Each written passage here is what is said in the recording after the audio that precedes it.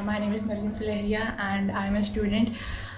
میرا آپ سے بالکل غیر سیاسی سے سوال ہے, بٹ اس سے پہلے آئی ریلی وانٹڈ ٹو سے سم تھنگ لائک آپ اپنے لٹرلی ہر جلسے میں آپ لوگوں کا شکریہ ادا کرتے ہیں کہ لائک وہ لوگ نکلے, but for me I don't know about the other people but I really felt ashamed because I think like this is the least thing we can do for you.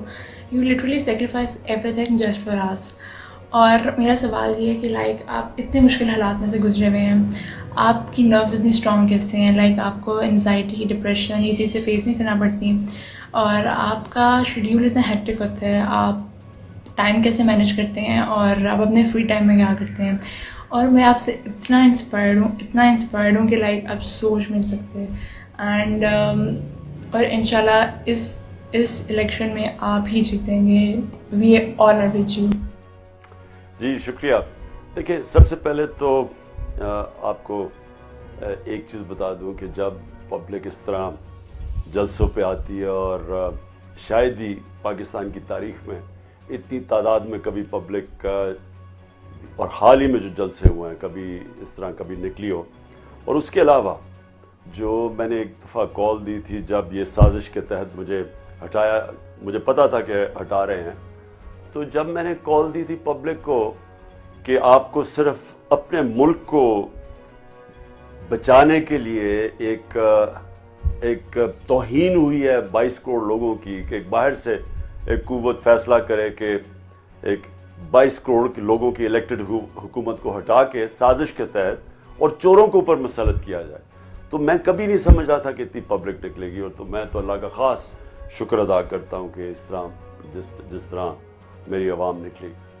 دوسری دیکھیں, جو اللہ نے انسان کو بنایا نا, ہم اس کی سب سے عظیم مخلوق ہے. ہاں اس نے فرشتوں کو بھی انسان کے سامنے کہا جھکو, لیکن ہم مخلوق اس کی عظیم تب بنتے ہیں جب ہم جو اللہ کی جو احکامات ہیں, جو اس کے حکم ہیں, اس پہ چلیں. تو اللہ نے کبھی بھی ہمیں زندگی میں آسان راستہ نہیں بتایا.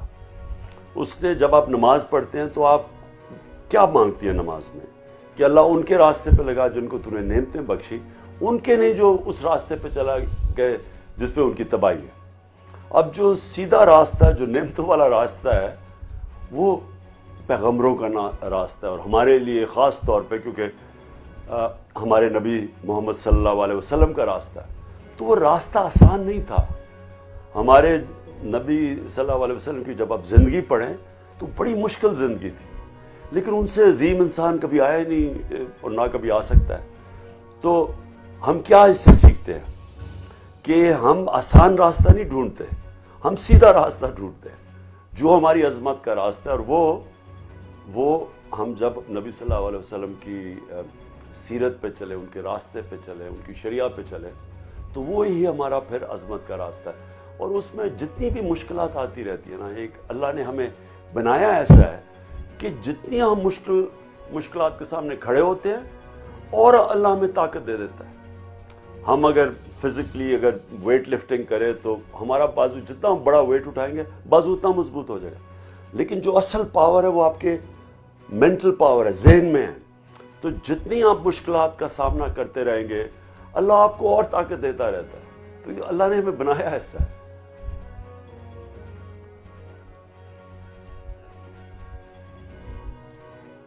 جی نیکسٹ کویسچن. السلام علیکم خان صاحب, میرا نام مبین ہے اور میں اسلام آباد میں رہتا ہوں اور ایک یونیورسٹی اسٹوڈنٹ ہوں. میرا آپ سے سوال یہ ہے کہ جو ابھی امپورٹڈ حکومت ہمارے اوپر مسلط کی گئی ہے اس کو ہٹانے کا واحد طریقہ یہ ہے کہ ہم الیکشن جیت کے آئیں. آپ کی جو سب سے بڑی سپورٹر بیس ہے, ووٹر بیس ہے, وہ یوتھ سے بلانگ کرتی ہے. ابھی جو الیکشن کمیشنز کی ڈیٹا ہے اس کے مطابق 50% جو یوتھ ووٹرز ہیں وہ رجسٹرڈ ہی نہیں ہے کیونکہ ان کے CNIC نہیں بنے ہوئے. تو آپ ان کو کیا میسج دینا چاہیں گے؟ دیکھیں آج میں ساری اپنی یوتھ کو, کیونکہ دیکھیں فیوچر تو آپ کا ہے, 60% ہماری آبادی 30 سال کی عمر سے کم ہے, اور جو بھی آج ہوگا وہ آپ کی مستقبل کو متاثر کرے گا. کیا یہ انہی چوروں کے نیچے اگر ہم نے زندگی گزارنی ہے تو یہ سمجھ رہے ہیں کہ سب سے زیادہ تو نوجوانوں کا, یوتھ, ان کا فیوچر متاثر ہے. تو اس لیے بہت ضروری ہے آپ کا کہ آپ اپنی انشور کریں کہ آپ کی ووٹ رجسٹرڈ ہے اور پتہ چلوائیں کہ ووٹ کدھر ہے. کیونکہ میں اپنے یوتھ کو خاص طور پہ کہہ رہا ہوں کہ یہ جو ہم دیکھیں 2 قسم کے انقلاب ہیں نا. ایک تو خونی انقلاب ہے, وہ خدا نہ خواستہ کبھی بھی ہمیں سوچنا نہیں چاہیے اس طرف, کیونکہ اس کی تباہی اتنی ہوتی ہے کہ جب ملک کو اس سے ٹھیک کرنے میں اس خونی انقلاب کی تباہی کے بعد وہ بڑا دیر لگتی ہے. اور دوسرا ہوتا ہے کہ ہم بیلٹ کے ذریعے انقلاب لے کے آئیں, یعنی ہم ووٹ کے ذریعے اپنی انقلاب لے کے آئیں. اور اس لیے میں یوتھ کو, نوجوانوں کو خاص طور پہ کہوں گا کہ اپنی ووٹ رجسٹر کروائیں اور تیاری کریں الیکشن کے لیے. جی اگلا سوال. میرا نام ریحان ہے, میرا تعلق کراچی سے ہے. ہاں صاحب, میرا آپ سے سوال تھا شہباز شریف صاحب کا جو مقدمہ اس پر چل رہا ہے FIA میں اور نیب میں. اس میں ہم نے دیکھا کہ حال میں جو اس کیس کو انویسٹیگیٹ کر رہے تھے آفیسرز, ان کو ہارٹ اٹیک ہوا, ان کا انتقال ہوا, اور اسی کیس سے منسلک اہم شخصیت مقصود چپراسی صاحب کا بھی دبئی میں ہارٹ اٹیک ہوا اور انتقال ہوا. خان صاحب, اتنا اہم کیس ہے, اس کے اندر اگر اس طرح سے آفیسرز یا جو گواہان ہیں امپورٹنٹ, اگر ان کی اس طرح سے اموات ہوں گی تو خان صاحب کوئی بھی آفیسر یا کوئی بھی گواہان کسی بھی بڑے کیس کا یا کسی بھی طاقتور کے خلاف کھڑا نہیں ہوگا. تو آپ کی اس حوالے سے کیا حکمت عملی ہے, اس کیس کو کس طرح سے جو ہے آپ فالو اپ کریں گے؟ دوسرا, وٹنس پروٹیکشن ایکٹ کے حوالے سے سپریم کورٹ کا کوئی ڈائریکشن ہے, کوئی لا ہے, اس میں آپ کے پاس کیا انفارمیشن ہے اور آپ کے جو پلان ہیں ان کی کیا تیاری ہے؟ اس حوالے سے خان صاحب. جی رحمان, دیکھیں جو ملک ہوتا ہے نا, ایک ملک کیسے ترقی کرتا ہے یہ بڑا امپورٹنٹ ہے آپ سب کے لیے سمجھنا. وہ ملک ترقی کرتا ہے جس کے ادارے مضبوط ہوں, اور ادارے مضبوط کیسے ہوتے ہیں؟ جب رول آف لا ہو, یعنی جب قانون کی بالادستی ہو, قانون کی حکمرانی ہو. مطلب یہ ہے کہ ہر ادارہ چلتا ہے اپنے دائرے کے اندر جو اس کو آئین اختیارات دیتا ہے. مثلا میں پولیس ہے تو پولیس کے لیے بڑی کلیئر گائیڈ لائنز ہیں کہ پولیس یہ کر سکتی ہے, یہ نہیں کر سکتی. اور FIA ہے, اس کی گائیڈ لائنز ہیں, نیب ہے, اس کی گائیڈ لائنز ہیں, ہر ادارے کی گائیڈ لائنز ہیں. تو جب ایک ملک کا قانون ختم ہوتا ہے, رول آف لا ختم ہوتا ہے, جب اس ملک کے اندر طاقتور کا ایک قانون ہو جاتا ہے اور کمزور کا دوسرا, تو یہ یاد رکھیں کہ ہمارے نبی صلی اللہ علیہ وسلم نے تقریباً 1500 سال پہلے کہا تھا کہ تمہارے سے پہلے بہت بڑی قومیں تباہ ہوئی, جدھر طاقتور کے لیے ایک قانون اور کمزور کے لیے دوسرا. یعنی جدھر انصاف نہیں ہے, جدھر رول آف لا نہیں ہے. حضرت علی رضی اللہ تعالیٰ نے اسی چیز کو کہا کہ ظلم, کفر کا نظام چل جائے گا لیکن ظلم کا نظام نہیں چل سکتا. نا انصافی یعنی جدھر رول آف لا نہیں ہے وہ چل سکتا. اور اگر آج آپ دیکھیں تو میں اپنی اس زندگی میں ساری دنیا پھر چکا ہوں, تو میں نے ایک چیز, اگر ایک چیز مجھے کہے نا کہ میں نے غریب, وہ ملک جدھر بڑی غربت ہے وہ دیکھے اور وہ ملک جو بہت خوشحال ہیں, اگر ایک فرق ہے ان میں تو جو غریب جدھر غربت ہے وہ قانون کی بالادستی تھی. وہاں بالکل جو ہمارے نبی صلی اللہ علیہ وسلم نے 1500 سال پہلے کہا تھا, وہاں طاقتور کے لیے ایک قانون ہے, کمزور کے لیے دوسرا. کمزور کو جیلوں میں ڈال دیتے ہیں, چوروں کو, لیکن طاقتور ڈاکوؤں کو وہ نہیں پکڑ سکتے.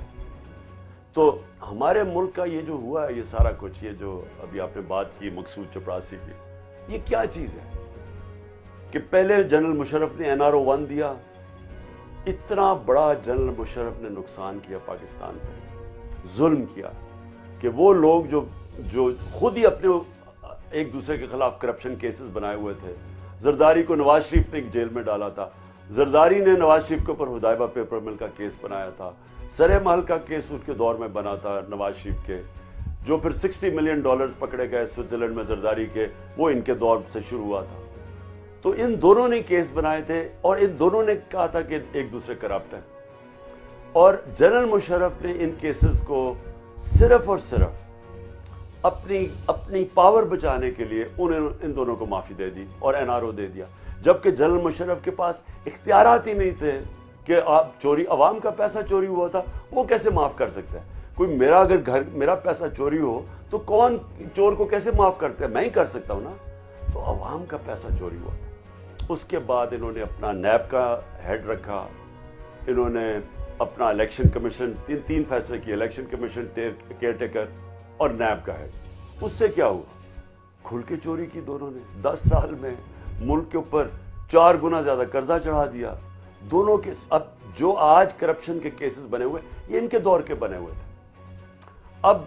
اب آئے ہیں تو اب پھر سے میرے 3.5 سال لگے رہے. آپ سنیں, میں ہر جگہ کہتا تھا میں ان کو این آر او نہیں دوں گا, کیونکہ یہ مانگ ہی میرے سے این آر او رہے تھے. یہ اپنے آپ کو قانون کے اوپر سمجھتے ہیں.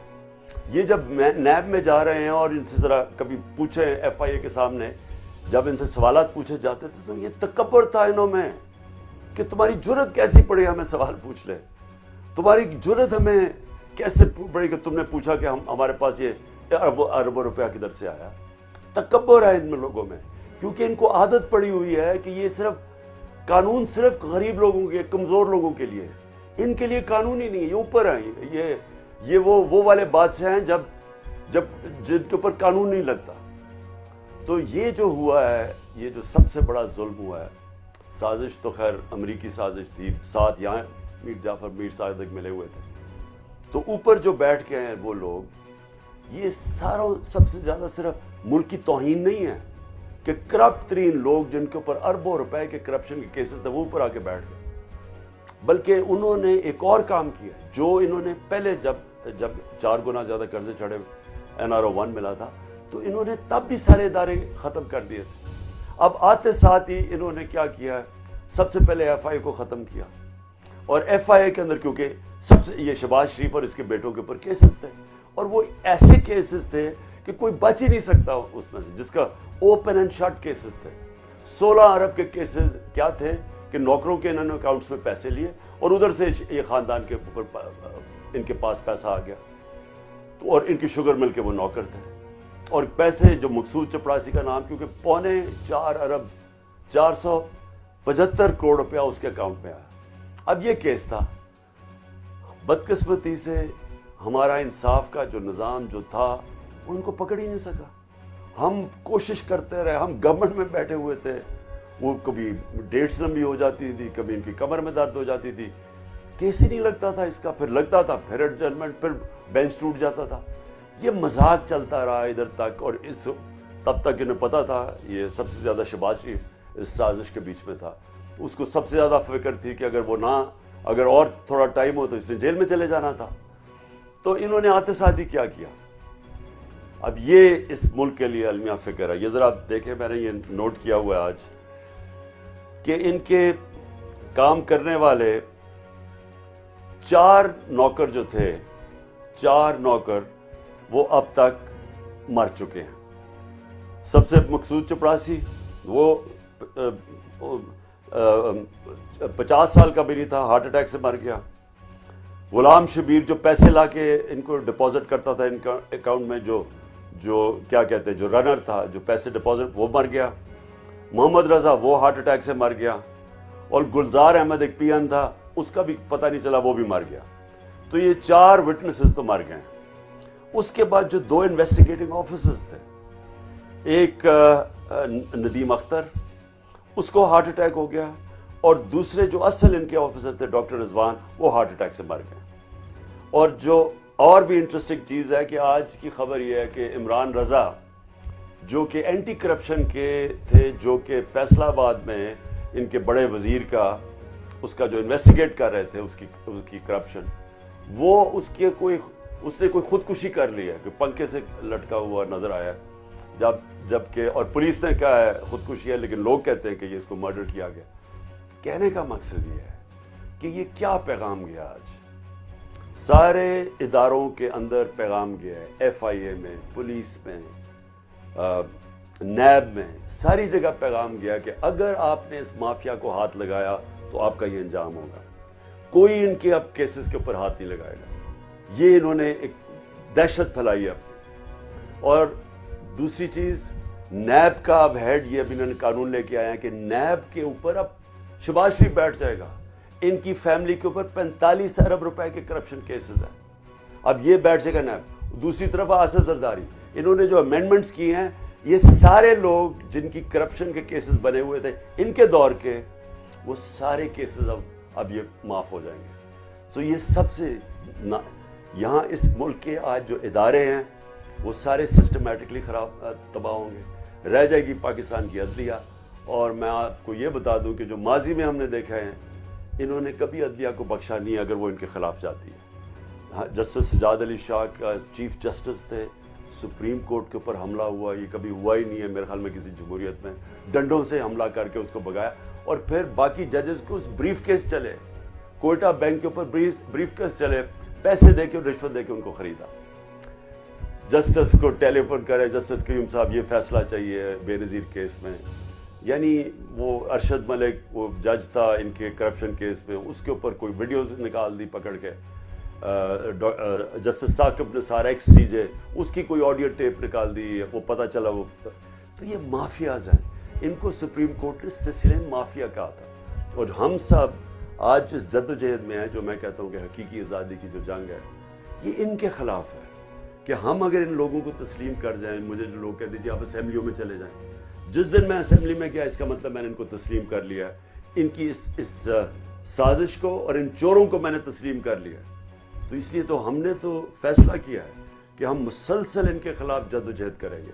یہ پولیٹکس نہیں ہے, یہ جہاد ہے اپنے ملک کے لیے. جی نیکسٹ کوسچن.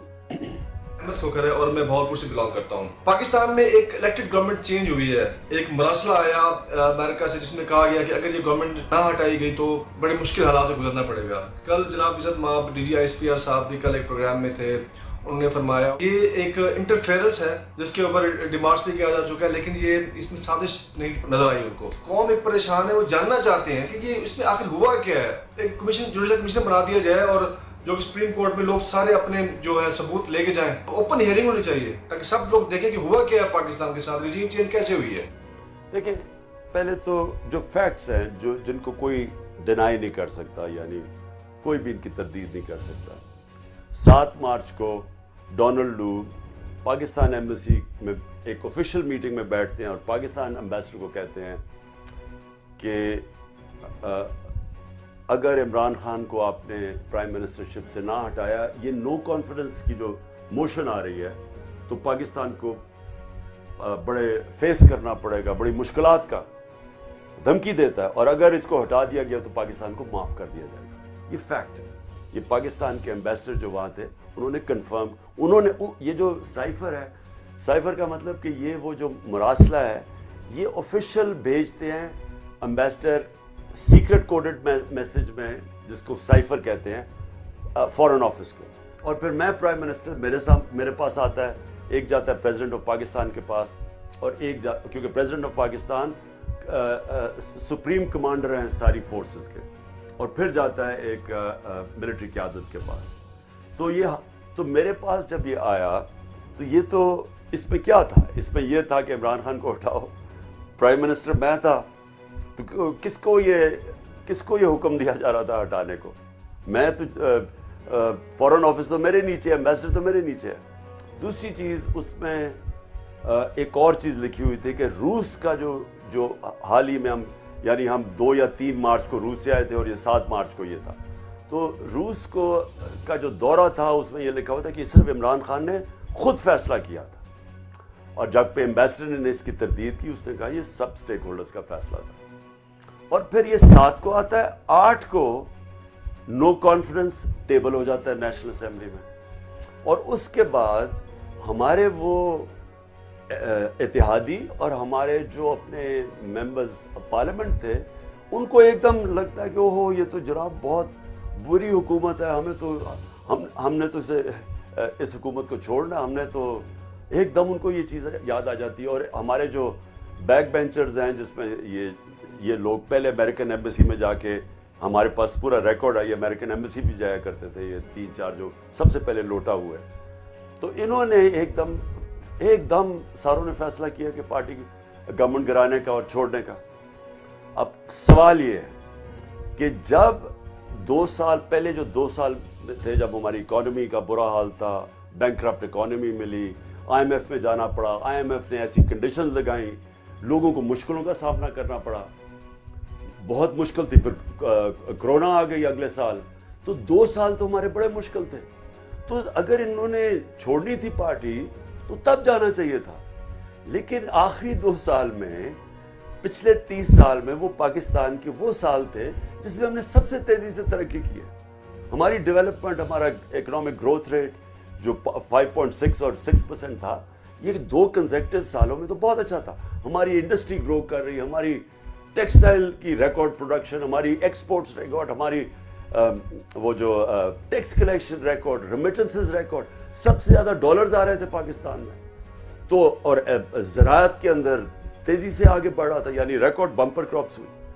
جو ہم نے ان کے لیے ٹرانسفارمیشن پلان دیا تھا اپنے ایگریکلچر کا, اس کے بڑا ایک دم ہمارا سارا کسان اٹھ گیا. تو اس ٹائم پہ جب پاکستان آگے جا رہا تھا تب ان کو کیوں خیال آیا چھوڑنے کا؟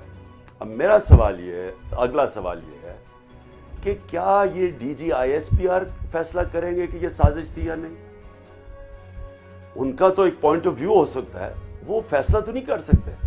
فیصلہ اگر کروانا ہے اس کا, جس طرح پریزیڈنٹ آف پاکستان نے چیف جسٹس کو خط لکھا ہے کہ آپ اس کو پروب کریں, آپ کہہ رہے ہیں مداخلت ہوئی, تو اب کون فیصلہ کرے گا کہ یہ سازش ہے, مداخلت ہے؟ چیف جسٹس کو کیا کریں؟ میں نے جب پرائم منسٹر تھا میں نے جوڈیشل کمیشن کا, میں نے کمیشن کا فیصلہ کیا, جوڈیشل کمیشن نہیں, کمیشن کا فیصلہ کیا کہ وہ پروب کرے کہ یہ سازش ہوئی ہے نہیں ہوئی. ہمیں تو پتہ ہے سازش ہوئی ہے, لیکن ایک پراپر انویسٹیگیشن ہونی چاہیے تھی, جو ہوئی نہیں ابھی تک. تو کوئی نہیں کہہ سکتا, D G I S P R یہ نہیں کہہ سکتا کہ سازش ہے یا نہیں ہے. وہ یہ مداخلت تو سب نے مان لیا نا کہ مداخلت ہے. اب وہ مداخلت جو پرائم منسٹر مصدق تھے 1950 کی دہائی میں ایران میں, جب اس نے نیشنلائز کی ایران کی جو سارا جو تیل کی انڈسٹری تھی, تو جو باہر کی قوتیں تھیں جس میں امریکہ اور برطانیہ, انہوں نے فیصلہ کیا اس کو گرانے کا. تو اب تو ڈی کلاسیفائی ہو گیا نا, پیپرز ہمارے سامنے ہیں. تو وہ کیا کیا تھا انہوں نے سب سے پہلے میڈیا پہ پیسہ خرچ کیا, میڈیا پہ پیسہ چلا, میڈیا میں اس کو پہلے برا بھلا کیا گیا پرائم منسٹر مصدق کو. پھر انہوں نے اپوزیشن سے مظاہرے کروائے, جس طرح یہ کام پہ ٹانگنے والی جو مارچز کروائیں, اور جس طرح یہ لانگ مارچ, انہوں نے اپوزیشن کو پیسہ دیا, انہوں نے کیا. یہ اب ریکارڈ کے اوپر آئی ہوئی ہیں چیزیں. اور پھر انہوں نے ان کو لوگ خریدے, جو پرائم منسٹر مصدق کی پارٹی کے لوگ تھے, ان کے اوپر پیسہ چلا. تو کیا یہ یہاں نہیں ہوا؟ تو کون فیصلہ کرے گا کہ سازش ہے نہیں؟ ایک ہی طریقہ ہے کہ ہمارے چیف جسٹس صاحب اس کے اوپن جوڈیشل کمیشن میں ہیئرنگ کروائیں. کلوز ڈورز میں ہم کوئی نہیں مانیں گے, اوپن ہیئرنگ کروائیں, اور اس کے اندر پھر جو بھی فیصلہ ہوتا ہے پتہ چل جائے گا کہ صرف مداخلت تھی یا سازش بھی تھی. جی خان صاحب, میں سلمہ سید شکاگو سے آپ کے لیے میسج ریکارڈ کروا رہی ہوں. آپ میرے مینٹور ہیں, میرے لیڈر ہیں. میں نے آپ کی تقریروں سے بہت کچھ سیکھا اور اپنی زندگی میں بہت ساری چیزیں تبدیل کی. میرا سوال یہ ہے کہ آپ کا سیاسی سفر جو 26 سال پر محیط ہے, اتنی مایوسیاں ناکامیاں آئیں, لیکن میں نے آج تک آپ کو مایوس نہیں دیکھا. ایسی کیا چیز ہے جو آپ کا اللہ پر توکل, اللہ پر ایمان کمزور نہیں ہونے دیتی؟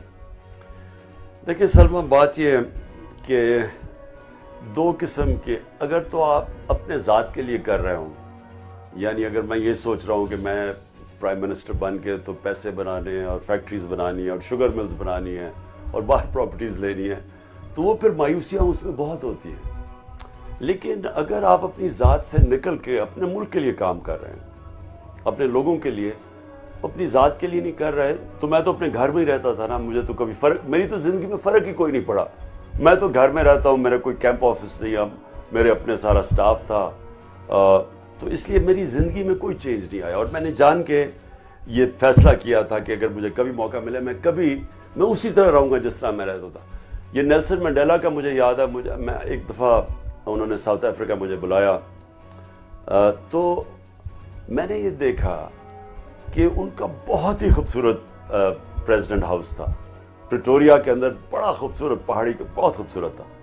تو انہوں نے ہمارا وہاں کھانا کیا, لیکن نیلسن منڈیلا نے مجھے کہا کہ میں اپنے فلیٹ میں رہتا ہوں, میں صرف یہاں کے انٹرٹین کرتا ہوں, کیونکہ میں یہ نہیں چاہتا کہ مجھے میرا لگاؤ ہو جائے اس بڑے محل سے, تاکہ مجھے چھوڑنے میں مشکل نہ ہو. اور نیلسن منڈیلا پریزیڈنٹ رہ سکتے تھے, وہ اور چاہتے تو وہ سب سے پاپولر انسان ساؤتھ افریقہ میں تھے, وہ پھر بھی انہوں نے الیکشن جیت کے پریزیڈنٹ بن جانا تھا. لیکن وہ جب بن سکتے تھے وہ چھوڑ کے چلے گئے. تو وہ کہتے میرا مشن پوری ہوگی. تو کہنے کا مقصد یہ ہے کہ یہ میرے لیے ایک مشن ہے, یہ کوئی مجھے اس میں کوئی پرسنل اپنی ذات کے لیے نہیں آیا. لہٰذا جب مشن ہوتی ہے نا تو اس میں اونچ نیچ ہوتی ہے. اب میں تو صرف جو لیڈر مانتا ہوں اپنے پاکستان کے سب سے وہ قائد اعظم ہے. اب قائد اعظم کی اگر آپ زندگی پڑھ لیں تو کتنی ان کو مشکلات کا سامنا کرنا پڑا. یعنی وہ میں نے کتنی دیر 22 سال مجھے لگے پرائم منسٹر بننے میں. تو قائد اعظم تو 40 سال سٹرگل کرتے رہے, 40 سال اپنی زندگی میں, اور پھر آخر میں بس اپنی زندگی کے آخری 2 سالوں کے اندر 1.5 سال میں ان کو مشن میں کامیاب ہوئے. تو وہ کیونکہ وہ اپنی ذات کے لیے نہیں کر رہے تھے. اور اسی طرح جو سب سے بڑا مثال جو مسلمانوں کے لیے وہ ہمارے نبی صلی اللہ علیہ وسلم کی ہے کہ ان کے اللہ کے محبوب, ان کے لیے کیا مشکل تھا کہ اللہ انہیں پہلا سال کہہ دیتے کہ آپ کو ہم مدینہ کی ریاست دے دیتے ہیں, لیکن ان کو 13 سال اپنے محبوب کو اللہ نے مشکل ترین وقت سے گزارا. تو یہ ہم سب کے لیے مثال, ہمارے تو وہ لیڈرز ہیں. تو اس لیے یہ جو مشکلات آتی ہیں ان سے کبھی آپ کو گھبرانا نہیں چاہیے, کیونکہ مشکلات زندگی کا حصہ ہے. اور یہ ہمیشہ سب سے زیادہ آپ جب سیکھتے ہیں وہ برے وقت میں سیکھتے ہیں. اور میں نے یہ 3.5 سال میں زندگی میں سب سے زیادہ سیکھا, کیونکہ بہت مشکل سال تھے میرے لیے, کیونکہ ملک کے بھی مشکلات تھے, گورنمنٹ بھی کمزور تھی, کبھی کوئی بلیک میل کر رہا ہے, کبھی کوئی بلیک میل کر رہا ہے, پھر کبھی کوئی ایک کرائسس آتا تھا پھر دوسرا آ جاتا تھا. سب سے پہلے مشکل سال تھے. تو اور اسی میں سیکھتا ہے انسان. جی اگلا سال. علیکم, میرا نام بلال محی الدین ہے, میرا تعلق رحیم یار خان سے ہے اور میں ایک اوورسیز پاکستانی ہوں. خان صاحب, میرا سوال آپ سے ہمارے اخلاقیات کے حوالے سے ہے. یہ جو امپورٹڈ ٹولہ ہمارے اوپر مسلط ہے, انہوں نے جس طرح ہماری اخلاقیات کا جنازہ نکال دیا ہے, جس کی سب سے بڑی مثال یہ ہے کہ 25 مئی کو جس طرح ہماری عورتوں, بچوں اور بزرگوں کے اوپر ظلم کیا گیا اس پنجاب پولیس کے گلو بٹوں کی طرف سے, تو بجائے یہ جو پی ڈی ایم کے حمایتی لوگ ہمارے پاکستان میں موجود ہیں, ان کے سپورٹرز نے بجائے اس چیز کو کنڈیم کرنے کے رانا ثناء اللہ کو ایک ہیرو کے طور کے اوپر پیش کیا, جبکہ یہی سب کچھ کل ان کی فیملیز کے ساتھ بھی ہو سکتا ہے. تو یہ جو اخلاقیات کا جنازہ یہ لوگ ہمارے نوجوانوں میں سے نکالتے جا رہے ہیں اور ہمیں جو ہے وہ پاکستانیوں کے ساتھ لڑا رہے ہیں, یہ جو ہم اخلاقی پستی کا شکار ہیں, خان صاحب اس سے کیسے نکلا جائے گا, ذرا اس کے اوپر بتائیے گا. دیکھیں, جو سب سے آپ نے امپورٹنٹ بات وہ یہ کی کہ دیکھیں ایک ملک جو ہے نا وہ جنگیں بھی ہوتی ہیں, ملک جنگوں کے اندر تباہ بھی ہو جاتے ہیں. جرمنی 2nd ورلڈ وار میں ایک بلڈنگ نہیں کھڑی تھی جرمنی کی, پتہ نہیں کتنے 70 لاکھ جرمن مر چکے تھے. جاپان کے اوپر 2 ایٹم بم گر چکے تھے, وہاں بھی تباہی تھی. لیکن وہ دونوں ملک 10 سالوں میں کھڑے ہو گئے. لیکن کئی ملک ہیں جن کے اوپر جنگ بھی نہیں ہوئی یا ویسے تو مشکل وقت نہیں آئے. مثلا لبنان ہے, سب سے آج دبئی اگر لوگ جاتے ہیں نا تو ہمارے جب ہم بڑے ہو رہے تھے تو ساری دنیا بیروت جانا چاہتی تھی. اس سب سے وہ اس وقت دبئی تھا. آج ادھر حالات دیکھیں, وہ خوشحال تھا, سب ایسی جگہ تھی لوگ چھٹیاں گزارنے جاتے تھے.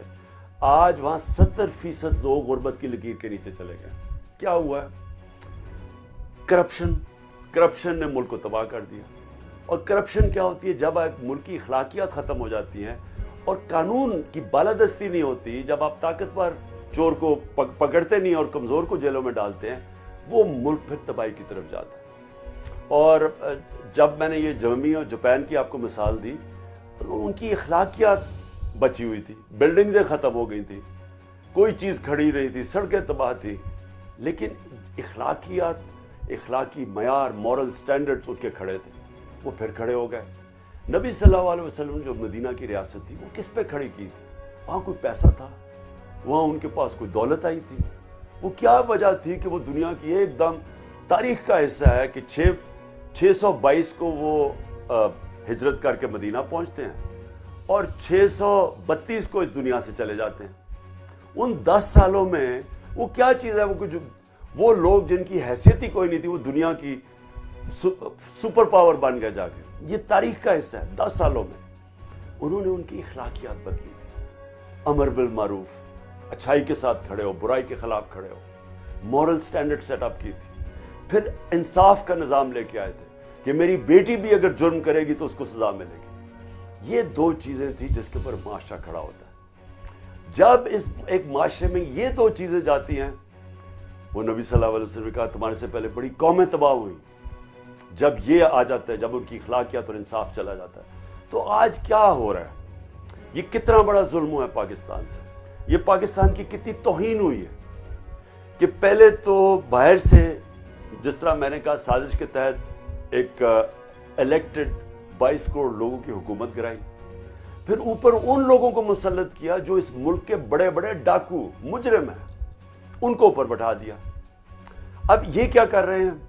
یہ آتے ساتھ ہی ایک ہی کام کر رہے ہیں کہ اب یہ اپنی چوری بچانے کے لیے سارے ملک کے ادارے تباہ کر رہے ہیں، اور ادارے تباہ کرنے میں یہ وہ نقصان پہنچا رہے ہیں جس سے ملک تباہ ہو جاتے ہیں۔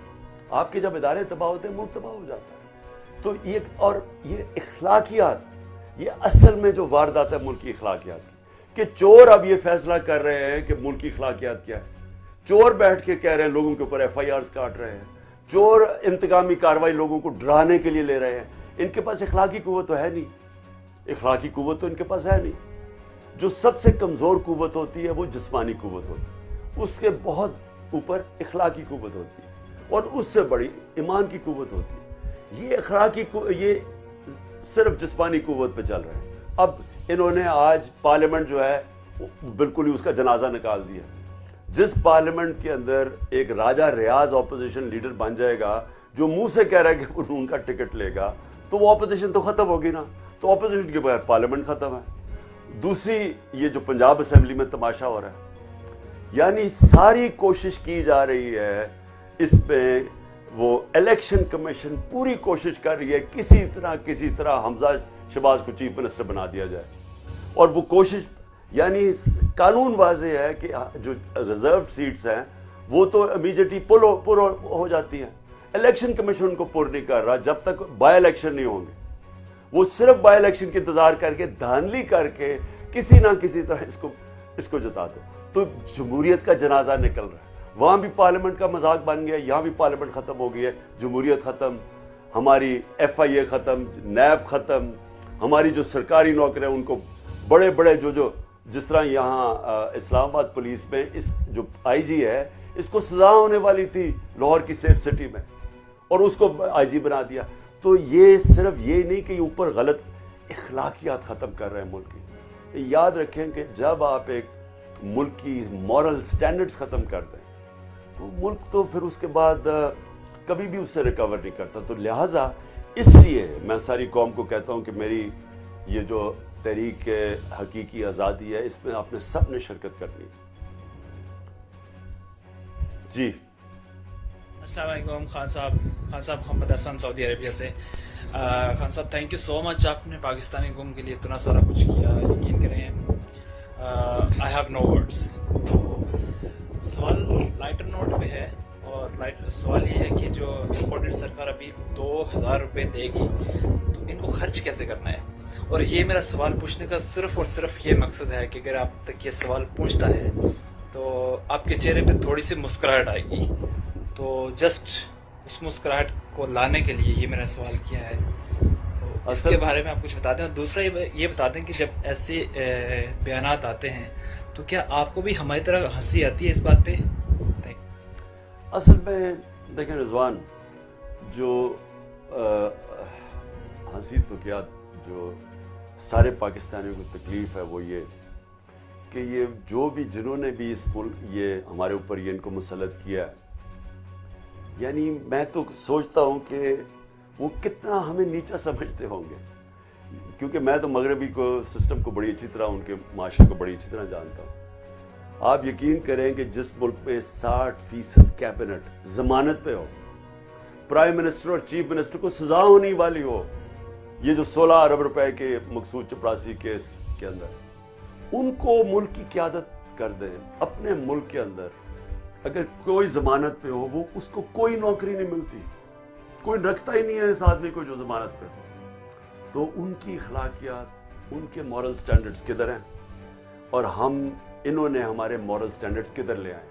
اور جنہوں نے ہمارے اوپر یہ مسلط کیے وہ پاکستان کے دوست نہیں ہیں. جو بھی اندر بیٹھے ہوئے تھے اور جو باہر بیٹھے ہوئے تھے, جنہوں نے ان چوروں کو ہمارے پر مسلط کیا ہے, وہ یہ ملک کے دشمن ہیں. اس کے پیچھے باہر جو امریکن لابی جو ہے وہ بڑی قریب کام کرتی ہے ہندوستان کی لابی اور اسرائیل کی لابی سے. آپ کو سب کو پتہ ہونا چاہیے. جب میں گیا تو سب سے زیادہ خوشی تو ہندوستان میں بنی, اور اسرائیل کے اخباروں میں دیکھیں وہ کتنے خوش ہوئے کہ جی وہ عمران خان کو اور یہ چیری بلاسم کو اوپر لے آئیں.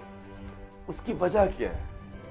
کیونکہ وہ پاکستان کو کمزور دیکھنا چاہتے ہیں. اس سے بہتر کیا ٹیکٹکس ہوں گی کہ کوئی لڑائی کیے بغیر ہی انہوں نے پاکستان کو کمزور کر دیا. آج جس تیزی سے ہماری معیشت تیزی سے نیچے جا رہی ہے, آج جس طرح ہر اکنامک انڈیکیٹر نیچے جا رہا ہے, مہنگائی, ہمیں انہوں نے سارا وقت کہا کہ جی مہنگائی کی وجہ سے یہ مہنگائی مارچ اور جی ملک کے مہنگائی کی تباہ کر دیا ہے.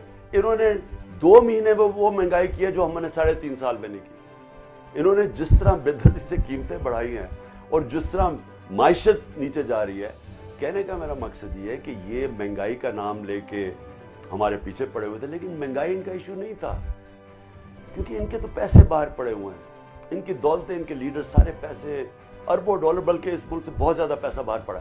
تو ان کا ایشو صرف یہ تھا اپنے کرپشن کیسز سے بچنے اور اپنی یہ الیکشن کمیشن کو کنٹرول کر کے, دھاندلی کر کے, الیکشن دے کے پھر مسلط کرنا. تو لہٰذا جو آپ نے بات کی نا کہ ہم آگے کیا کریں, یہ جو لوگ اوپر بیٹھ کے ہیں ہم کیا کریں, ہم وہ کریں جو کہ ہر زندہ قوم کرتی ہے. وہ اپنے حقوق کے لیے, اپنی مفادات کے لیے کھڑا ہوتی ہے. وہ قوم زندہ قوم نکلتی ہے باہر. وہ جس طرح لوگ نکلے تھے اس دن, جس دن میں آفس سے نکلا, اس سے اگلے دن جس طرح پبلک نکلی, یہ زندہ قوم کی نشانی ہے. برطانیہ کے اندر لوگ, مجھے کبھی نہیں بھولتا, عراق وار جس سے برطانیہ کو فائدہ ہونا تھا کیونکہ وہ تیل کے اوپر جنگ تھی, جب اس کے خلاف 20 لاکھ لوگ برطانیہ میں سڑکوں پہ نکلے, زندہ قوم ہے. تو انشاءاللہ جو میں آگے دیکھ رہا ہوں کہ یہ جو ہوا ہے, یہ ساری سازش, اس سے ہماری قوم زندہ ہو گئی. میں وہ پاکستان میں چینج دیکھ رہا ہوں جو میں نے کبھی پہلے اپنی زندگی میں نہیں دیکھا. جی السلام علیکم خان صاحب, میرا نام عثمان محمود ہے, میں اوریجنلی بہاڑی سے ہوں. میرا کویشچن یہ ہے کہ رجیم چینج آپریشن اور یہ جو سائفر ہے اس کی ہم تحقیقات کی ڈیمانڈ کر رہے ہیں. تو میرا فیئر یہ ہے کہ جوڈیشل کمیشن بنے گا اور اس کا جو رزلٹ ہے وہ بالکل ویسا ہی ایک آ جائے گا جیسا دھاندلی کمیشن کا آیا تھا, یعنی کہ بہت کلیئرٹی سے جواب نہیں آئے گا. تو اس صورت میں ہمارا آئندہ کیا لاہ عمل ہوگا؟ تھینک یو سو مچ, خوش رہیں, قائم رہیں. دیکھیں عثمان, دیکھیں جوڈیشل کمیشن جب بنے گی نا تو وہ بہت بڑا ایک پاکستان کے لیے ایک ایسی چیز ہوگی جو آپ چاہیں بھی نہ چیزیں دبیں گی نہیں. جب ایک عدالت کے اندر اوپن ہیئرنگ ہوتی ہے اور پھر وٹنسز آتے ہیں, پھر لوگ پوچھیں گے کہ یہ جو لوگ گئے ہیں پہلے کیوں نہیں گئے. یعنی وہ مراسلہ تو فیکٹ ہے نا, وہ تو نیشنل سیکیورٹی کاؤنسل نے, سب نے, انہوں نے بھی, جب شہباز شریف نے بھی وہ بلائی تو اس نے بھی انڈورس کیا کہ ہاں مداخلت ہوئی ہے. اب مداخلت کب ہوتی ہے؟ پہلے تو سازش ہوتی ہے, پھر مداخلت ہوتی ہے. تو پہلے تو پورا پلان سیٹ ہوتا ہے. جس طرح میں نے ایران کے اندر پرائم منسٹر مصدق کی جو حکومت گرائی تھی CIA نے اور برطانیہ کے MI6 نے, تو وہ پہلے اس پوری سازش ہوئی تھی, آخر میں مداخلت ہوئی تھی. تو وہ جیسی یہ ہیئرنگ ہوگی, میں سمجھتا ہوں کہ اس کے بعد کسی کی ضرورت نہیں ہوگی. اگر یہ ہیئرنگ ہی ہو جائے, کسی کی ضرورت نہیں ہوگی آگے اس طرح کی غداری کرے کوئی قوم سے. السلام علیکم, میرا نام زینب ہے, میں نیو جرسی رہتا ہوں. I'm sorry my Urdu is not that strong, so I'm going to ask you my question in English. If you had one question to ask Qaid-e-Azam, what would it be? Thank you for taking my question. I keep you in my prayers and may Allah bless you. May you emerge victorious. Assalamu alaikum. شکریہ زین. اس نے کہا ایک question اگر میں پوچھوں. اچھا, قائد اعظم, دیکھیں قائد اعظم کو ہم کیا سوال پوچھیں. قائد اعظم جنہوں نے, اللہ نے ان کو سب کچھ دیا تھا, سارے برٹش انڈیا میں سب سے کامیاب, سب سے یا نمبر 1 بیرسٹر تھے. یعنی سب سے زیادہ فیس دی جاتی تھی قائد اعظم کو, کیونکہ ان کی اتنا ہائی, ان کی ماشاءاللہ بریلینٹ تھے اور ان کو ان کی سکسیس ریٹ اتنا زیادہ تھا. تو ہم تو صرف قائد اعظم کو یہ سمجھتے ہیں کہ ان کو کوئی ضرورت نہیں تھی پالیٹکس کی, جیسی وہ شان و شوکت میں زندگی گزارتے تھے. تو انہوں نے جو پاکستان کی قربانی دی اپنے ملک کے لیے, کہ اپنا سارا آسان زندگی چھوڑ کے انہوں نے اتنی سٹرگل کی, اور پھر آخری دنوں میں ان کو کینسر تھی, لنگ کینسر. تو وہ لنگ کینسر کے دوران انہوں نے جس طرح کی محنت کی, اور حالات ان کی صحت ٹھیک نہیں تھی, چھپایا رکھا, بتایا کسی کو نہیں کہ کتنی بری بیماری تھی, اور وہ ان کے پاس زیادہ دن زندہ رہنے کے نہیں تھے. وہ بھی چھپایا اس لیے کہ اگر ان کے مخالفین کو پتہ چل جاتا تو انہوں نے صرف ڈیلے کرنا تھا, اور ہو سکتا پاکستان نہ بنتا. اور قائد اعظم سے سب سے بڑی چیز کہ لوگوں کو اس چیز کا علم نہیں ہے کہ صرف 4 ہفتے پہلے یا 3 ہفتے پہلے جب وہ پاکستان بننے سے جب کراچی میں لینڈ کرتے ہیں تو ان کے ADC ہوتے ہیں ایڈمرل احسن, تو ان کو وہ کہتے ہیں صرف 3 ہفتے پاکستان بننے سے پہلے انہوں نے کہا کہ میں نہیں سمجھتا تھا کہ میری زندگی میں پاکستان بنے گا. یعنی اتنا مشکل ان کی مشن تھی. تو جتنا بھی ہم قائد اعظم کو ان کا شکریہ ادا کریں وہ کم ہے, کیونکہ آج اگر مسلمانوں کی حالت آپ دیکھیں جو ہندوستان میں, اگر آپ دیکھیں کہ ان کو کس طرح یعنی 2nd کلاس سٹیزن بنا کے اور ان کو رکھا جا رہا ہے. اور ابھی یہ جو نبی صلی اللہ علیہ وسلم کی شان میں گستاخی کی گئی تو لوگوں کو غصہ چڑھا, لوگوں کے دلوں میں بستے ہیں ہمارے نبی صلی اللہ علیہ وسلم. تو جب غصہ چڑھا اور لوگوں نے اظہار کیا, پروٹیسٹ کیا, تو ان کے گھر گرا دیے. یعنی ایسا قسم انہوں نے وہاں ظلم کیا ان لوگوں کے اوپر. تو یہ قائد اعظم کا ہم شکریہ ادا کریں کہ آج ہم ایک آزاد ملک میں ہیں, اور اسی لیے اس کی ملک کی آزادی کے لیے ہم سب کو جدوجہد کرنی ہے. یہ جہاد ہے. یہ جو چور اوپر بیٹھ کے ہیں, ہم قائد اعظم کی جدوجہد کو اگر ہم نے جسٹیفائی کرنا ہے, ہم نے اگر ان کی روح کو خوش کرنا ہے, تو ہمیں حقیقی آزادی کے لیے پوری جدوجہد کرنی پڑے گی. عمران خان صاحب, میرا نام معیز الرحمان ہے اور میرا تعلق کراچی سے ہے. سر, ابھی ریسنٹلی اقتصادی سروے آیا, یعنی پاکستان اکنامک سروے آیا, اور اس کے اندر دکھایا گیا کہ جو PTI کی گورنمنٹ نے اپنے آخری سال میں ٹارگٹ سیٹ کیے, جیسے کہ LSM growth, agriculture growth, your exports, آپ کی ریمیٹنسز, GDP گروتھ, آپ کے ٹیکس کلیکشن, وہ تمام تر ٹارگٹس اچیو ہوئے. نہ کہ صرف اچیو ہوئے بلکہ اوور اچیو ہوئے. لیکن اب آپ یہ دیکھیں گے جو امپورٹڈ گورنمنٹ آئی ہے, ان سے بنیادی لیول کے پالیسی ڈیسیجنز تک نہیں لیے جا رہے, چاہے وہ IMF کے ساتھ معاملات ہوں, پیٹرول پرائسز ہوں, ان سے کچھ بھی نہیں جو ہے ڈیسائیڈ کیا جا رہا. تو میرا پھر یہی سوال ہے جو پنجابی میں کہتے ہیں نا کہ انہوں نے یہ پنگا کیوں لیا سی. Thank you.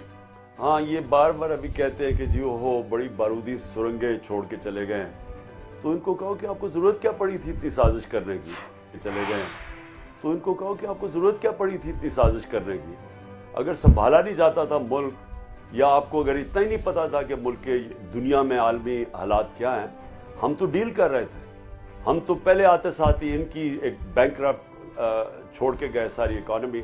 یعنی جو سب سے بڑا بیرونی ملک خسارہ تھا, جس کو کرنٹ اکاؤنٹ ڈیفیسٹ کہتے ہیں, وہ ہمیں ملا تھا $20 ارب کا. اس کو بڑی مشکلوں سے ہم نے وہ بینکرپسی فائٹ کی. پھر اوپر سے دوسرے سال میں کووڈ آ گیا. تو اس کے اندر سے پھر اپنے ملک کو نکالنا, اور جتنے شاکس ہم نے دیکھے ہیں, ان کو تو کبھی اس طرح کا کرائسس آیا نہیں جو کووڈ-19 کا ہم نے فیس کیا تھا. اور دنیا میں دیکھیں کہ کتنی تباہی مچائی اس سے. اور ہم نے وہ ملک جو دنیا تسلیم کرتی ہے کہ چند ملکوں کی طرح جو سب سے بہترین طریقے سے ملک کو اس میں سے نکالا تھا, اس میں پاکستان ہے. تو ہمیں تو ان کرائسس سے نکلتے اور جب یہ کموڈیٹی سپر سائیکل, یعنی جب قیمتیں بڑھ گئی, پھر یوکرین ہو گیا, تو ہم تو بڑی مشکلوں سے نکال رہے تھے ملک کو. اور ہم نے یہ کہا, ہم نے نیوٹرلز کو بھی یہ کہا کہ اس وقت جس طرح کے حالات ہیں, اکانومی ڈی سٹیبلائز نہ کریں. یہ جو سازش ہو رہی ہے, ہمیں پتا تھا اس وقت ہو رہی ہے. ہم نے کہا اگر یہ کامیاب ہوگی, یہ اکانومی نیچے چلی جائے گی. شوکت طری نے بھی بتایا, میں نے بھی بتایا. تو جب انہوں نے یہ جو سازش کامیاب ہو گئی، اب اس سے ثابت ہوتا ہے کہ نہ ان میں کوئی اہلیت ہے، ان کی کوئی صرف ایک ہی تیاری تھی کہ اپنے کرپشن کیسز ختم کرنا ہے، اور اس کے بعد یہ الیکشن کمیشن کے ساتھ بیٹھ کے تو الیکشن ریگ کرنا، اور ان کی کوئی تیاری نہیں تھی. اور یہ جو اب آپ تماشا دیکھ رہے ہیں، یہ ان کو نہ سمجھ آ رہی ہے کیا کریں. کبھی آج قیمتیں بڑھا رہے ہیں، کل قیمتیں، کوئی ان کو نہیں پتا کہ عام آدمی اب کیسے گزارا کرے گا. جس طرح کی مہنگائی آئی ہے، انہوں نے تو اگر تھوڑی تنخواہیں بھی بڑھائی ہیں نچلے طبقے کی، وہ تو کچھ بھی فرق نہیں اسے پڑے گا جس طرح کی مہنگائی ہے آج. اور سب سے خطرناک چیز کیا ہے کہ ہماری ریمیٹنسز جو ہمارے زمانے میں ریکارڈ تھی، اب یہ پچھلے مہینے ریمیٹنسز گر گئی ہیں ان کی، یعنی جو باہر سے ڈالرز آ رہے ہیں. دوسرا، ہماری ایکسپورٹس مئی کے مہینے میں 10% گری ہیں. تو یہ تو اور زیادہ ایک اتنے بڑے کرائسس میں جا رہے ہیں کہ پہلے ڈالرز کی کمی ہے، اور اگر ریمیٹنسز گر گئی اور ہماری ایکسپورٹس نیچے چلی گئی تو وہ خسارہ تو بڑھتا اب جائے گا. اور مجھے نہیں سمجھ آ رہی کہ ان کے پاس کیا اب طریقہ ایسے نکلنے کا، سوائے اس کے کہ کوئی باہر کے ملک ان کو کوئی پیسے دے دے یا کوئی باہر سے کوئی وہ. اور میں سمجھتا ہوں وہ بھی اگر مل جائے تو جو میں ان کے دیکھ رہا ہوں، یہ کچھ نہیں، اب یہ اس ملک میں کسی طرح اس میں سے بحران سے نہیں نکال سکتے. مجھے خدشہ یہ ہے کہ ہم سری لنکا کی طرف جا رہے ہیں جو وہاں کیوس آیا تھا. مجھے دوسرا خدشہ یہ ہے کہ یہ ہمارے ملک کو اتنا کمزور کر دیں گے کہ ہماری جو ساورنٹی ہے، ہماری جو آزادی ہے، اس کو مزید متاثر کر دیں گے، کیونکہ ہمیں اتنا کمزور کر کے چھوڑیں گے کہ تب ہمیں جو بھی ملک امداد کریں گے پھر ہم ان کے بالکل ہمیں ان کی غلامی کرنی پڑے گی، خدا نخواستہ. تو یہ اس طرف لے کے جا رہے ہیں. السلام علیکم خان صاحب، میرا نام حمزہ ہے اور میں ایک اوورسیز پاکستانی ہوں. First of all it's an absolute honour to speak to you. میں سوال کرنا چاہ رہا تھا الیکشن کمیشن آف پاکستان کی پری پول ریگنگ کے حوالے سے. جیسا کہ ہم دیکھ رہے ہیں کہ ابھی جو ڈیلیمیٹیشنز ہوئی ہیں اس میں وائڈ اسکیل ارریگولیرٹیز رپورٹ ہو رہی ہیں.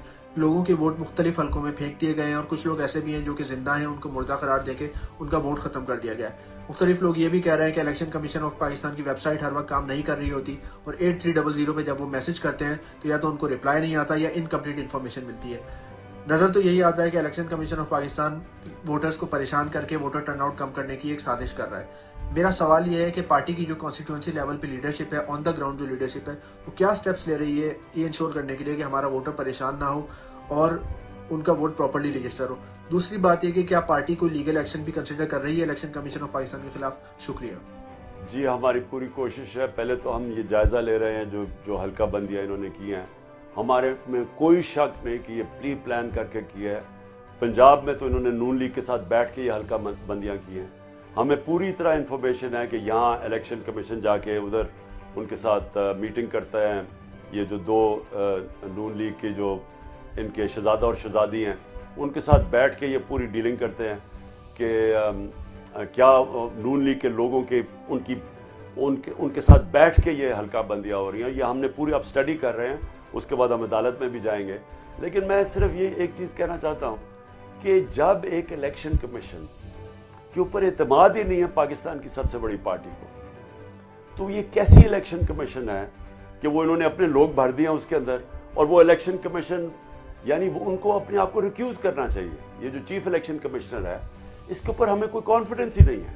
ہمیں پتہ ہے کہ یہ بائسڈ ہے، اور اس کو جس طرح یہ جج ہوتا ہے، ایک امپائر کی طرح ہوتا ہے الیکشن کمیشن. اب اگر ایک امپائر یا جج کے اوپر ایک جو سب سے بڑی پارٹی کو کانفیڈنس ہی نہیں ہے تو اس کو اپنے آپ کو ریکیوز کرنا چاہیے. یعنی اسے کہنا چاہیے کہ ٹھیک ہے، میرے کسی اور کو لانا چاہیے جس امپائر کے اوپر یا جج کے اوپر ہمیں کانفیڈنس ہو.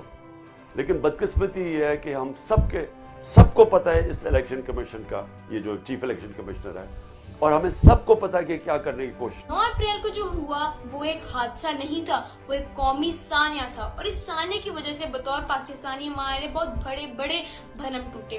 جو 24 اور 25 کے درمیانی شب میں جس طرح چادر اور چار دیواری کے حقوق کو پامال کیا گیا، اور جس طرح 25 کو میری اور میری فیملی پر وحشیانہ شیلنگ کی گئی، اس کے بعد تو مجھے یقین ہو چکا ہے کہ یہ میرے محافظ نہیں ہے. مجھے میری سوال کا جواب دیا جائے کہ کیا میرے ملک میں جمہوریت ہے، ہے یا ہم امریکہ کے غلام ہیں. پاکستان زندہ باد. دیکھیے شہبانو، جو ہوا 25 کو اور اس سے پہلے جو انہوں نے چھاپے مارے پولیس نے،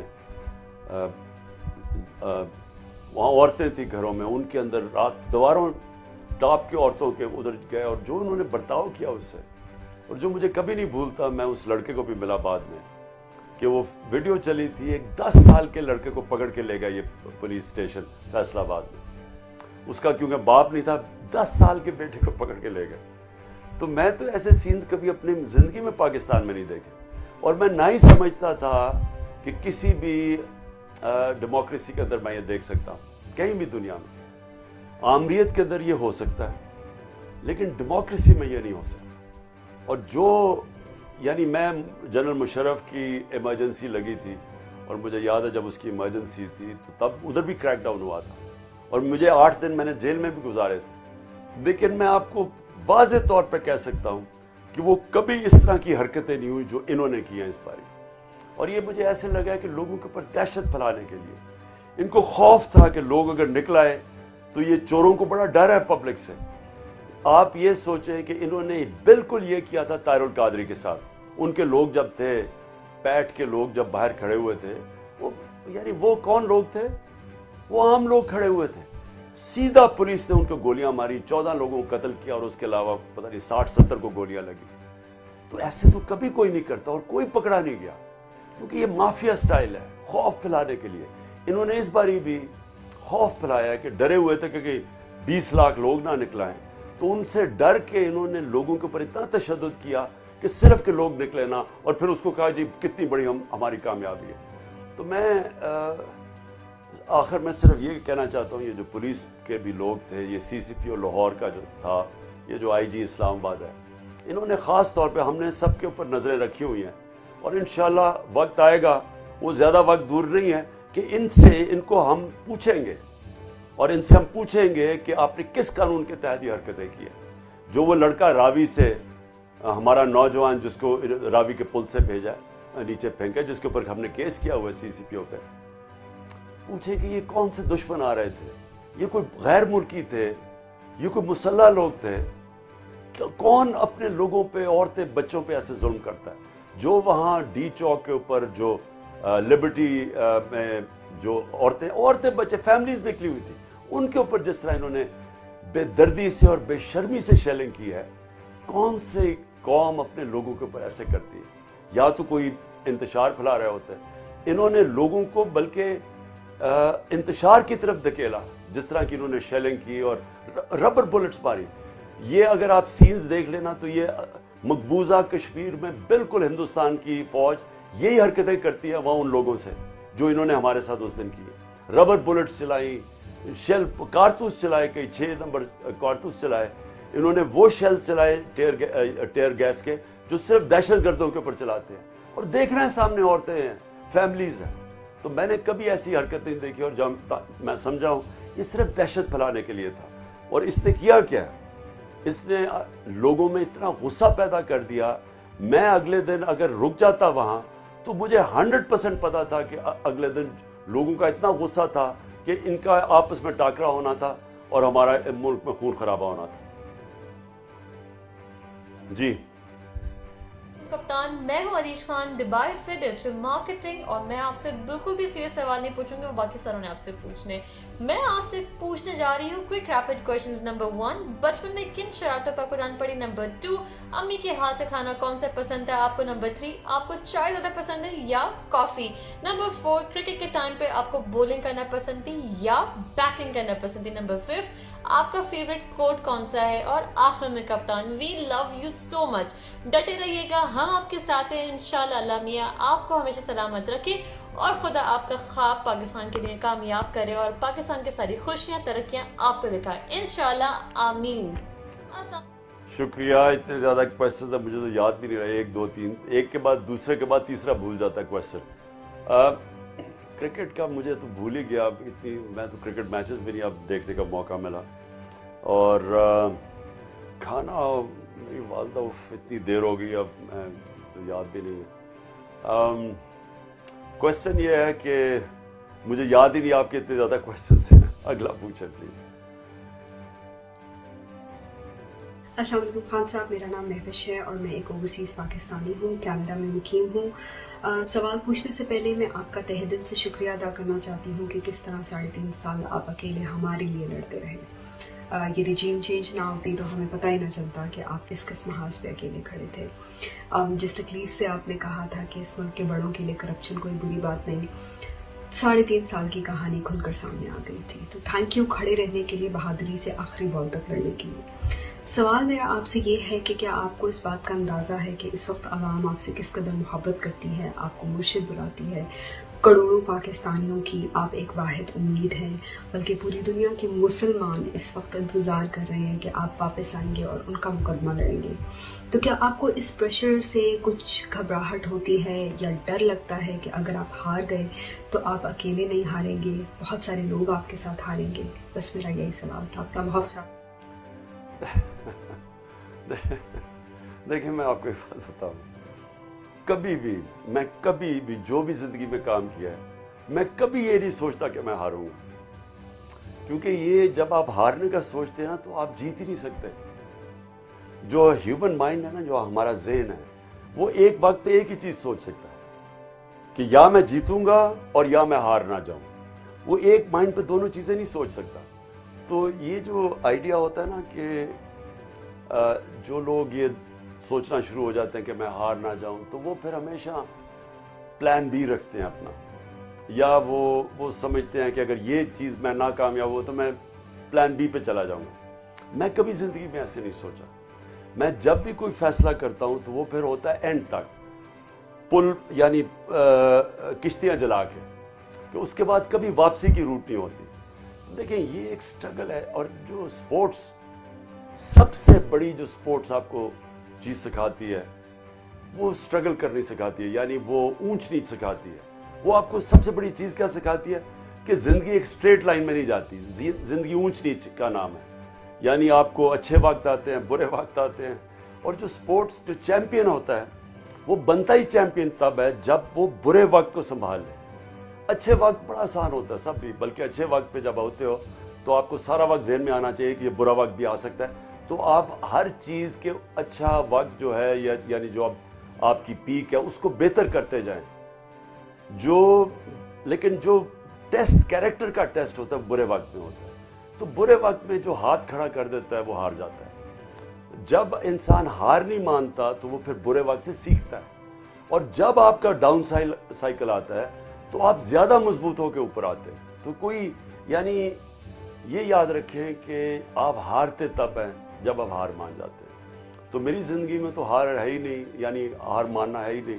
तो मेरे लिए तो ऊंच नीच होती है, और जब नीच होती है, मसलन मैंने 3.5 साल में ज़िंदगी में वो सीखा जो मैंने इतनी स्ट्रगल में नहीं सीखा। लेकिन इस वक्त ये वक्त है, इसमें अभी से मैं तैयारी कर रहा हूँ कि मुझे अगर अल्लाह फिर मौका देगा तो मैंने क्या क्या चीज़ें शुरू में ही करनी है।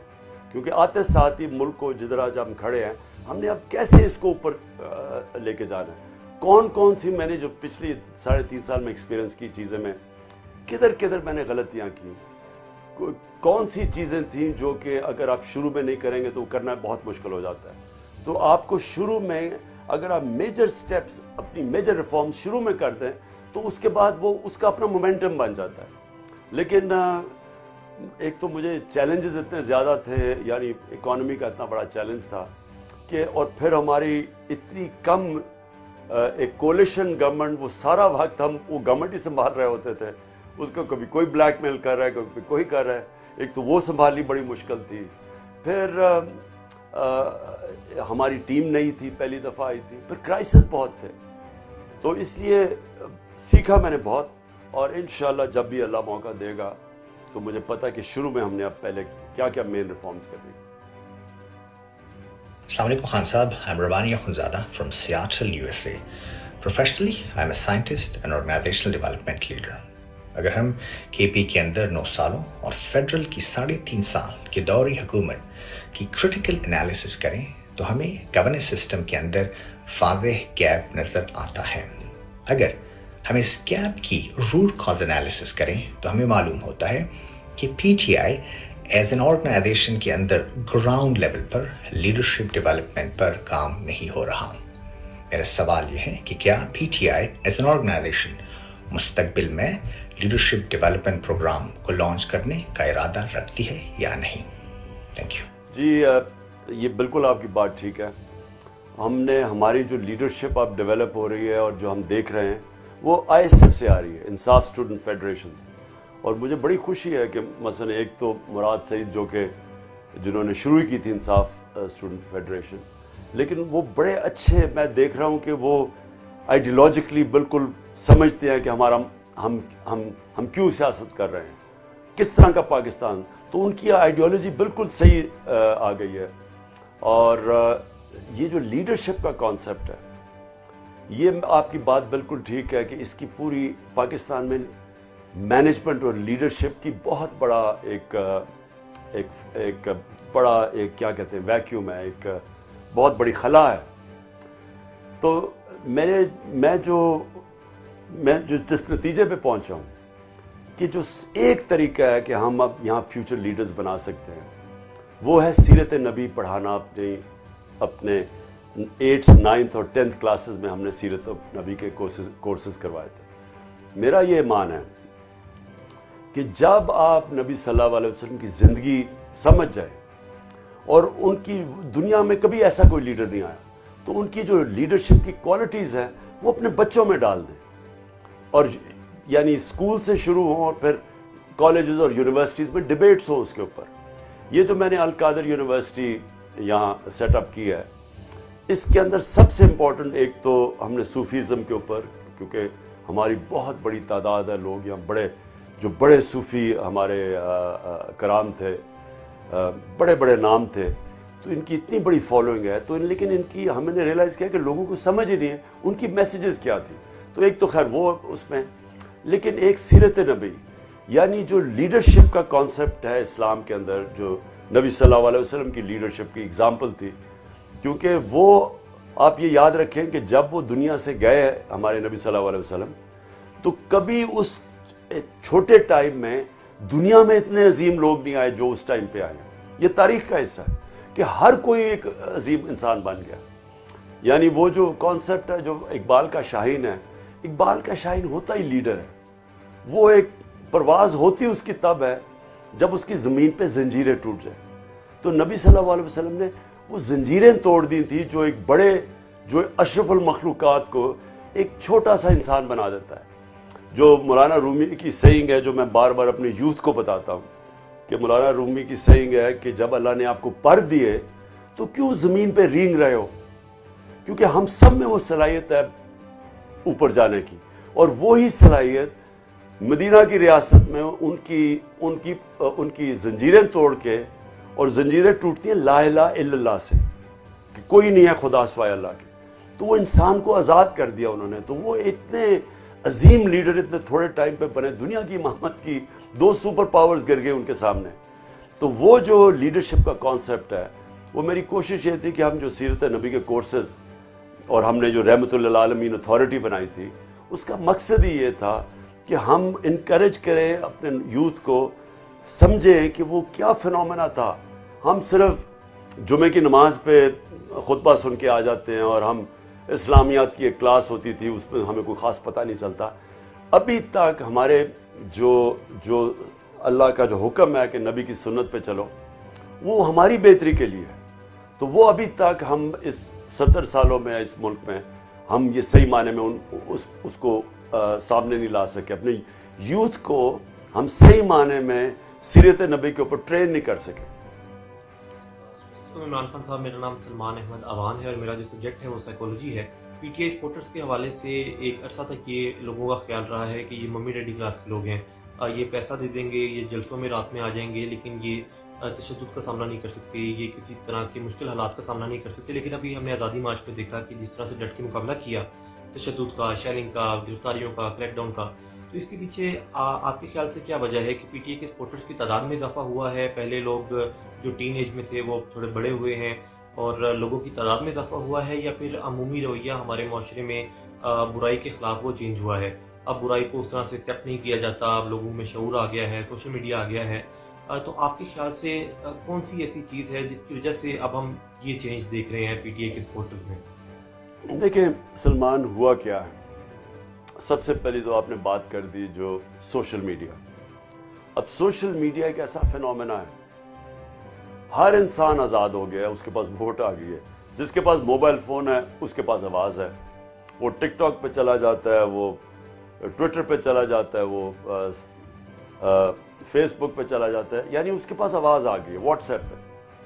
اب اس سے کیا ہوا ہے, بڑی بڑی دنیا میں جو لوگ ڈکٹیٹرز ٹائپ جو کہ لوگوں کی آواز بند کر دیتے تھے, آزادی رائے, آزادی صحافت بند کر دی, کنٹرول کر دی, تو وہ اب تک وہ چل جاتے تھے. اب کیا ہوا ہے کہ جو بھی آپ کر لیں آپ, یہ سوشل میڈیا ایک ایسی چیز ہے اب اس کو بند نہیں کر سکتے. ابھی انہوں نے بڑا تنگ کیا ہمارے کیا عام لوگوں کو, جو سوشل میڈیا ایکٹیوسٹ تھے, یہ جو ٹک ٹاکرز, ان کو دھمکیاں مل رہی ہیں. وہ کیا